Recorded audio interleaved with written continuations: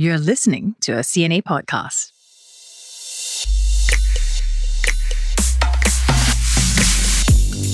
Hi there, it's the Work It podcast with Tiffany and Gerald. Now, recently I was trawling through Reddit and I was having a good laugh reading about some insane job postings. Okay, so for example, there was one looking for a virtual assistant but only pays $1,000 a month.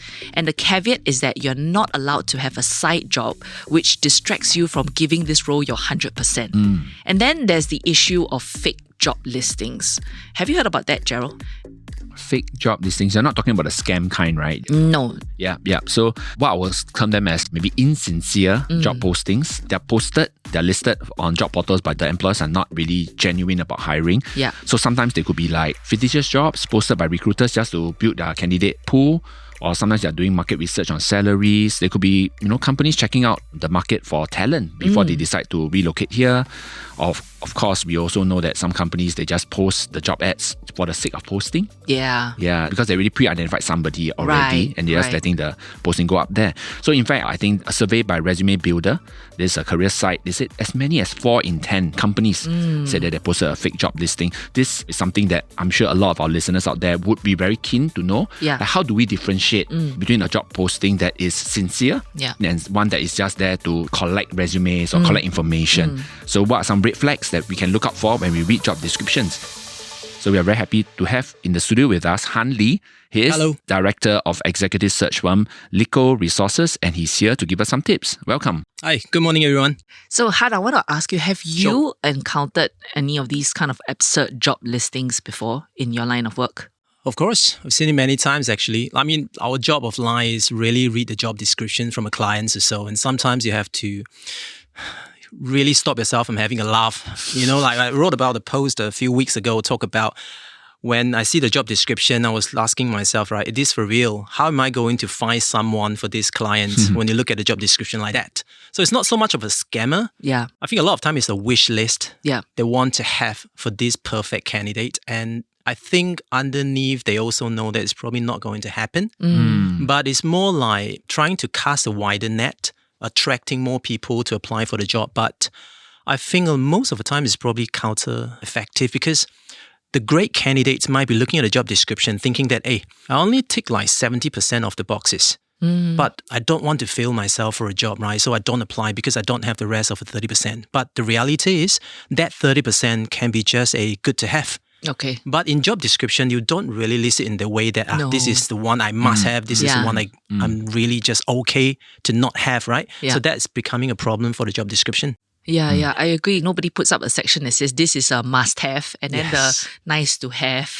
Sometimes I think to myself, there's no way I'm going to be able to hit maybe even 50% of what they're asking for. Because they're always like, I want an individual who is creative, who takes initiative. But at the end of the day, it's like, how do I measure that you are a person who is that? And if I'm the person who is applying for the job, I'll be like, yeah, I can do this. Or some people might say, oh no, I'm not sure if I am creative enough for you. Or I'm not sure what you mean by take initiative. So I think some of these lingo or the jargon that they put on the job postings may not be very realistic or may actually be a barrier to entry. I think, Tiffany, you're being very kind. I mean, the real example, I was writing that article, the job description sitting in front of me saying that we're looking for someone with strategic view and detail-oriented. But like, how is it going to happen? I'm very strategic, giving an overview, direction or so, but at the same time, I'm a very detail-oriented person. You are looking for 2 personalities in one person. Yes. So how? Yeah, I've never met somebody who's both. And yet, these are the things that you often see in the job description. So you will be asking yourself, should I or should I not? I may be detail-oriented, but I certainly not a strategic view at the same time. Yeah. So when a company put the words like this, whether it's by default, they write something, or because of AI generated, they are ineffectively driving certain candidates away. And the reality is good candidates always have great expectation for themselves. 100%. You will come across a candidate who's really good at what they do and they want to set themselves for success. Yeah. They will not apply for any job. They will not walk into any job when they think that I'm not going to make it. So then those applying to you are maybe just mediocre, or maybe in the situation of wanting just a job. So a good job description will make wonders for you if you are the employer looking to hire people right now. So don't just outsource this to AI. They can help you to maybe do a certain draft or so, but you need to really verify it. And most of the time in enterprise situation, the hiring manager who is hiring for that position may be the one who's driving it or writing the job description, but sometimes it is actually the HR who is doing the work for them because the hiring manager may be too busy or whatever. Yes. So our suggestion is always you want to make sure that's right, the combination, because HR has the expertise. In our case, it's like massaging the job description. The first draft may be from the hiring manager, and HR can massage it more palatable to the readers or so. But don't just let either one of those just do the work. It will never really work, in my opinion. I want to talk a little bit about the unofficial translation guide that you actually wrote in terms of the job description. I'm asking because when I look at the job description, sometimes even when I'm told, please write a job description for this role that we would like to hire for your team.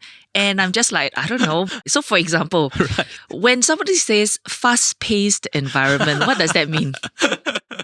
Well, okay, I can be wrong, but I've been doing this a lot, right? Yeah. And I'll tell the client the same thing. When you write fast pace, you're literally telling people that you are short-handed, you don't have enough people, so you get your people to do faster. That's what I say. It's true. That's probably what I'll write in there as well. I guess that I just want to cover a bit of my bases, making sure that people are clear. But I also don't see companies. I mean, what would they say if they don't say this? We are slow. We are slow pace. Or we are normal pace. We are normal pace organization.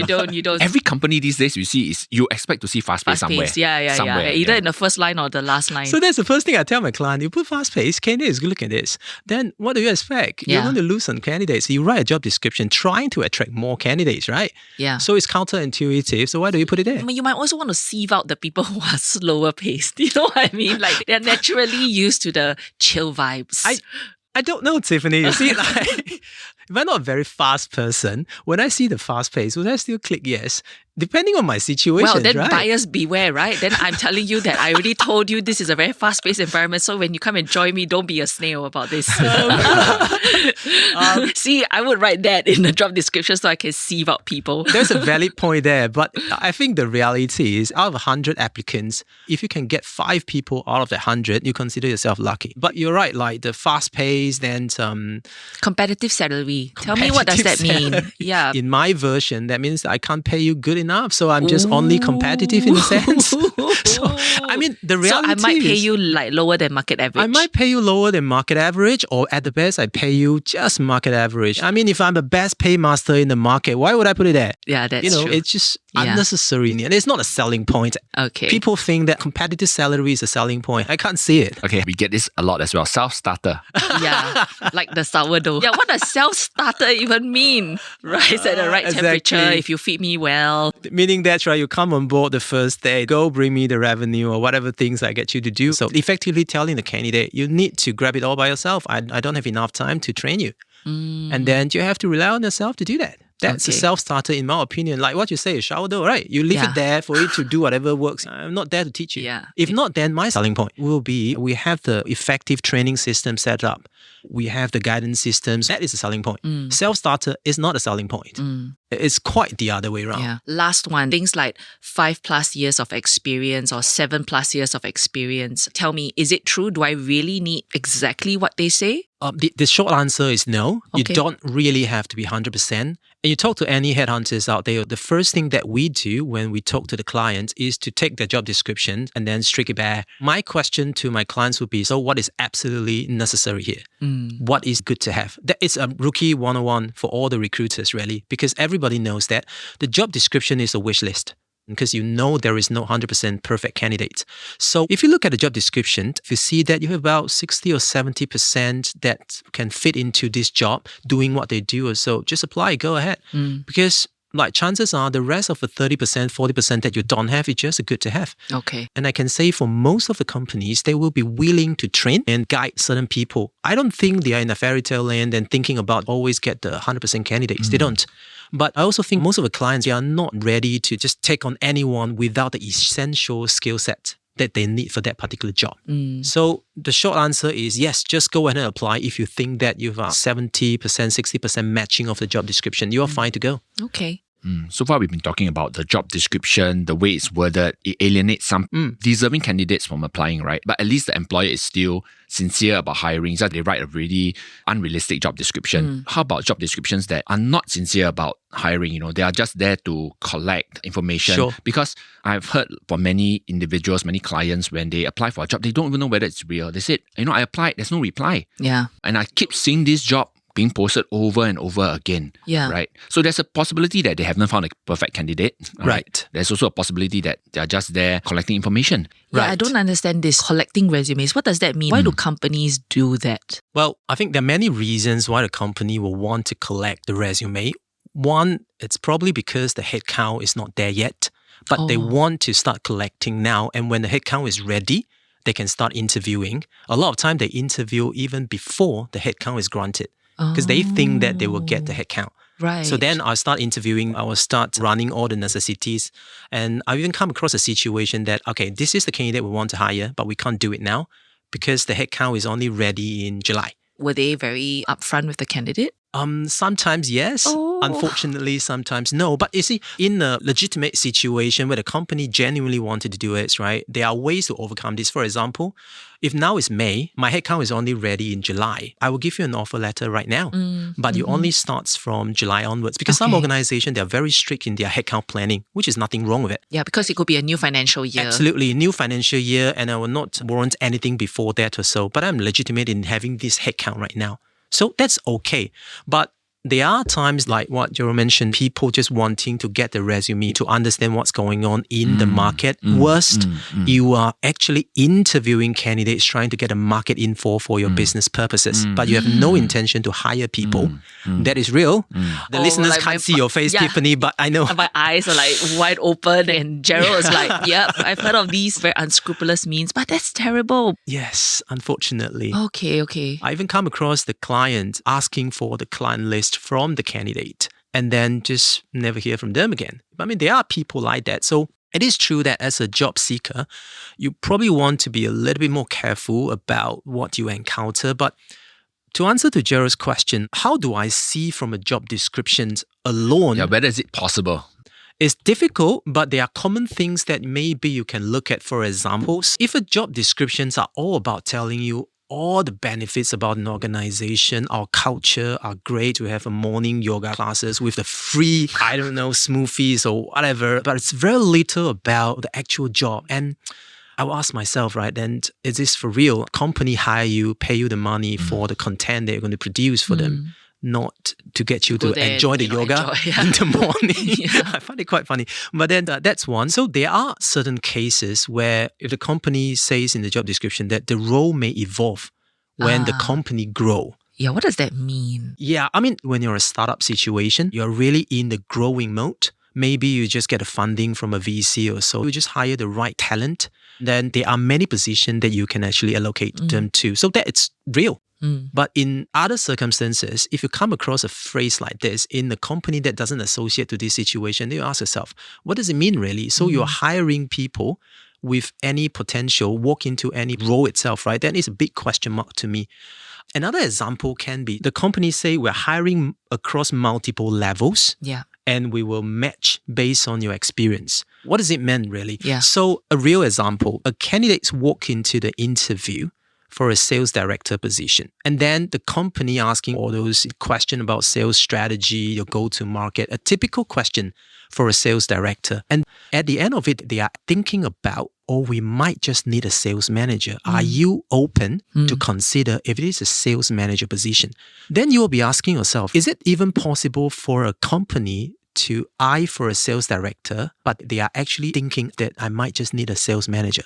But could it be that through the interview, they feel that your skills and competencies are not there yet for a sales director, but they still like you because you have good attitude. So they would like to create a position, or there could be an open position. It's just that you applied for the sales director role. Sure, absolutely. That happens. So in the situation where I still like you, but I don't think you're a sales director level yet. But we can try and push But you we in can that put you in a trajectory. sales manager, then you can show to us that you are actually able to become a sales director. It's a different story compared to with a multiple position. We might consider based on your experience. In my opinion, typically organizations don't do that. You don't think about, hey, I'm actually having these two positions. I'm toying about what could be the possibilities. It's very unlikely. Most of the time, you get your headcount ready. You have a go-to-market strategy, already have the headcount set up. Okay. For anyone to come across such a situation, you need to be careful because it can be a situation that we want to bait you into a certain position, but we are trying our luck. Remember, when you are selling yourself to a potential job opportunity, most of the time, the organization is also trying to sell to you their opportunity. They may be thinking, hey, if I just say I'm hiring a sales manager, I might not have a chance to meet this candidate because they won't apply. So why don't I try my luck? I invite this person to come in and then see whether I can charm them in the way or so. It's not like you can't do that, but if we can be a little bit more transparent, this is one of them that usually done by the organization. I think the baiting part of it, I think it does happen quite often. I think we talked about this before, getting lowballed into a job, right? You apply for something, but you're told like, actually, it's not really that thing. You are more suitable for another role, lower pay, lower responsibilities. And then because you feel like you're already there and the company feels they already pitched to you, they're more likely to accept it. From the company's perspective, why they want to do that is they want to attract higher caliber candidates. Right. But in reality, they want them to do slightly lower or a role with less responsibilities at a lower pay. I brought up this point because I know somebody, he saw a job listing for like a department head. They were going to create a new department in this company.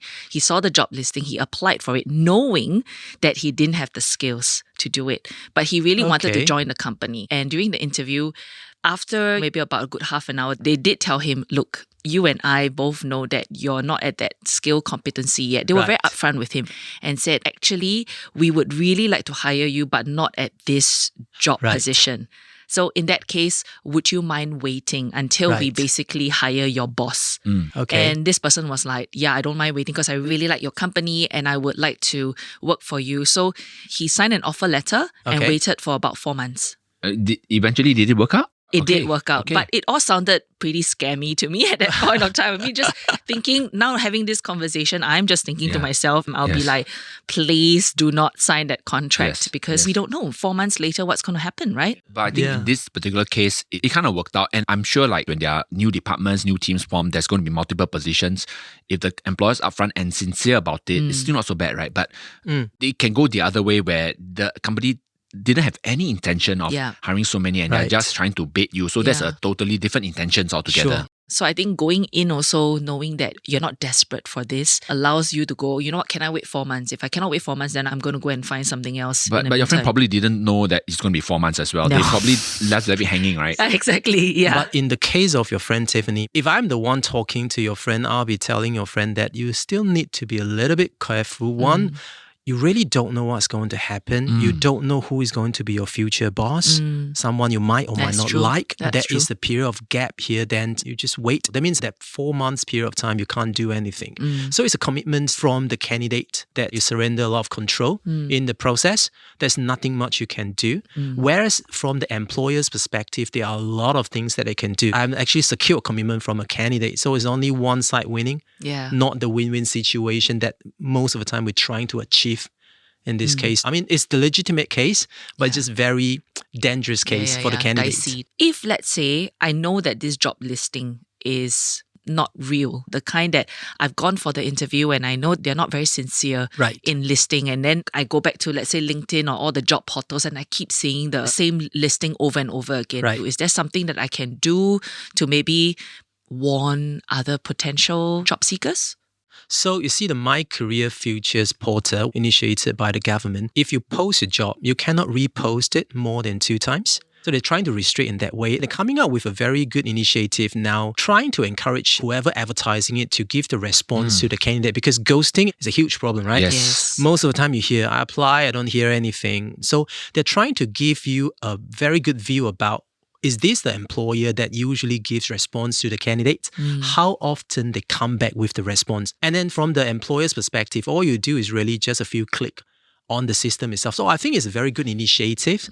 I don't think there are any specific body or law or rules or so. But then I think the government is trying to do in the other way, for their encouraging, own at least for their own portal. Yes.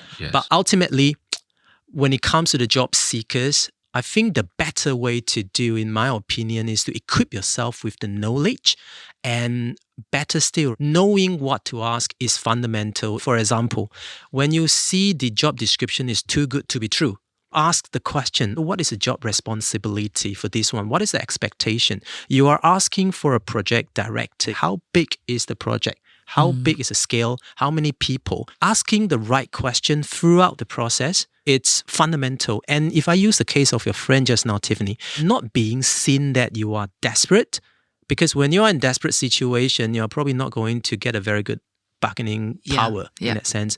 So in that situation, I'll be asking, what's the pipeline of your head of department searching right now? What sort of the commitment I'm going to get from you if I give you my commitment right now? What is eventually the plan for this team? Those questions will help you to make a better decision. I think that is the fundamental skills that all the job seekers should possess with them. I think if I were to summarize, one of the things is if the job listing looks too good to be true, a yoga and a milkshakes, right? Then be careful about that. And the other thing we talked about was also if the job gets reposted several times, then you also kind of know something's not quite right. The third thing I would say is to maybe counter check whether this job exists on other portals, because typically if the recruiter is sincere in hiring, they will post on several pages, including their own corporate website. So then you go there and you reference and you see, okay, so this is a legit job. You just posted on different places. Just a caveat a bit. Most of the time right now, it's very unlikely an organization doesn't have the online footprint. Very unlikely. So I think those are legitimate things you can look at. Well, this podcast definitely has been very helpful for me. I think even for myself, the next job listing that I put out, I better be very clear. Like you say, put the must-haves. You don't need a job, you just want an award, right? People come and look for you. No, I still have to, but I definitely will still put fast-paced environment because I do want to sieve out the snails. Of course you do. But yeah, I shouldn't shoot myself in the foot with competitive salary and self-starter because even I don't really quite understand that. Sure. But thank you so much, Han, for coming on our podcast. No problem. Thank you very much. Hi, it's our Ask Me Anything segment where we answer a work-related question that you have sent it to us. Please continue to send. I like them. They give me very good food for thought, and we hope that we have helped you a wee bit in your work week. Today's question is sent in by Sean. Now, Sean's question is about how to ask or get time off to go and do interviews when you are juggling an existing job. Yeah, I'm sure many people are interested right now. Well, this is especially for interviews where you don't know if you're going to be successful and there are multiple rounds. Yeah. So Sean says, taking leave for every interview is not feasible, especially when you have to save some for other users. Is resorting to taking medical leave more recommended or more common in the workplace where leave approvals are not required or can be requested at the last minute? Okay, this is a tricky situation, Sean. But how do you go for these multiple interviews without raising the question with your boss that, hey, you know, this guy's taking a lot of leave, huh? And also, I just want to caveat, I'm asking for a friend. Okay. Should you use medical leave for this? Please don't. Okay. Please don't lie. Don't abuse that mistrust because people are going to figure out how come you always fall sick and you don't really look sick. And if it gets found out, it's really, really going to look very bad on you. So trust is going to be an issue. Yes. So don't abuse the benefit of medical leave for job interviews. So with that out of the way, then how do we get through the multiple rounds of interviews if you're not going to use leave? Actually, I feel like most of us, we somehow have our own way of figuring it out, navigating it. So there isn't that one fixed answer. Maybe those who are listening in, maybe you can also drop in your comments on what you have done. Tell us what you have done. The legit good ones, okay? Not the illegal ones. But one thing is during the interview process, it's important for you to ask the recruiter how many rounds can you expect. Sometimes they say 2 to 3 rounds, then you kind of have a sense over the next couple of weeks if things go according to plan and you get called up for subsequent rounds, then how many days of leave you need to take.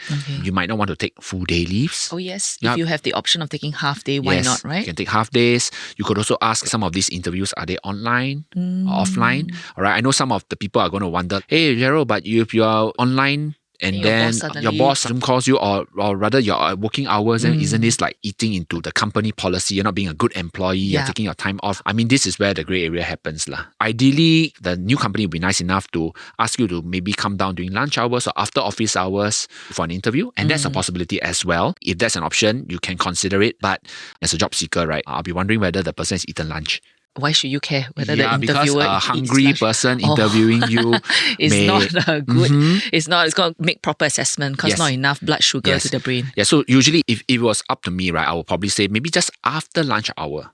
Food coma? No? Then it's for you to impress the person. Okay. To keep the person awake during that time. Or maybe just before lunch. Just before that, I think it'll be okay. But if it's right smack in lunch hour, people might not like it very much. But I do know companies, HR and the supervisor are willing to meet people during lunchtime. It's possible as well. Yeah. So if it's outside of the lunch hours, you still have to take like your half-day leave and everything. So you still have to pace out. I guess Sean probably has to pace out the leave quota that he has because he might want to use all the other days to go and travel with his family, do his own travels, things like that, right? Yes, correct. Honestly, I don't think it will take a lot of leave days. Okay. Right? Unless you're aggressively being sought after. But generally, if you're job searching while you're still being employed, the leave days is not going to be significantly a lot, honestly speaking.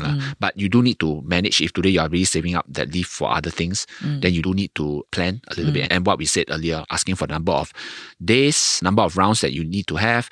Or better, you can do it online. Can you do it after office hours, during lunch breaks? I think these are some of the advice that I will give that you can try. I don't know, maybe we'll hear a lot more from our listeners in terms of what they have done. What are some of the good tips that they can give to somebody like Sean? So Sean, wish you all the best in your job interviews. I hope that you don't have to go through that many rounds. But in a nutshell, don't lie, get creative. And I'm hearing this for the first time. Try not to do a lunchtime interview. So let's try and avoid that. If, like Sean, you have a work-related question, do send it to us. We are at cnapodcasts@mediacorp.com.sg. We're also on Spotify, Apple Podcasts, Me Listen, and YouTube, where a video version of this is at. The team behind the Work It podcast is Junaini Johari, Joanne Chan, Saye Win, Alison Jenner, Shazada Lilia, and Crispina Robert. Video by Hanina Amin. I'm Gerald. And I'm Tiffany. Have a good work week ahead, and I hope you have an understanding boss.